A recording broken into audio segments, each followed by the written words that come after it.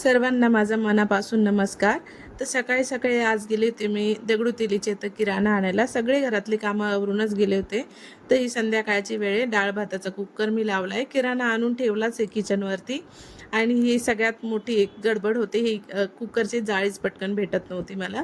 तर डाळ भात मी धुवून आणि हळद मीठ लावून कुकर लावून दिलाय, सोबत चहाही ठेवला आहे आणि किराणा सगळा मी काढून ठेवला होता किचन ओट्यावरती। तर ह्या वेळेस आहे ना मी ज्वारी नागलीचे आणि ज्वारीचे हे मी मुरमुरे आणले आहे रिवाला खाण्यासाठी आणि बाकी किराणा आणला आहे। तर तेलीच्या इथला हा काळा मसाला इतका छान लागतो ना, मटण आणि चिकनसाठी मी वापरते नेहमीच। तर भरपूर किराणा आणला आहे यावेळेस। डीमार्टमधून तर मी अधूनमधून आणतच असते, पण काही गोष्टी असतात ना घेण्यासारख्या, त्या दगडूदिल्लीच्या इथूनच मी आणते।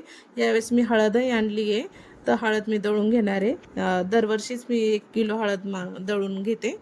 तर इथं खडे मसाले पण आणले, थोडं लागतं ना मटण चिकन बनवताना खडे मसाल्याचा वापर करते, त्यासाठीच आणले। ते डाळ भाताबरोबर खाण्यासाठी मी ना इथं मिरचीचे पकोडे बनवते, खूप छान लागतात ही मिरची ना बिलकुल तिखट नसते आणि छान लागतात, लहान मुलंही खाऊ शकतात, इतकी फिक्की असते ही मिरची। तर संध्याकाळी आम्ही गेलो होतो गोळा खायला, यशचं 12वीचं रिझल्ट, त्यामुळे आम्ही गेलो होतो बाहेर गोळा खायला। इतका उन्हाळा जाणवतोय ना नाशिकमध्ये ह्यावर्षी, तर थंड थंड गोळा खायला संध्याकाळी जरूर जातो मी। हे भोसला कॉलेजच्या जस्ट समोरच आहे गोळा फेस्टिवल आणि खरंच इतक्या व्हरायटी आहे ना इथं गोळ्याच्या।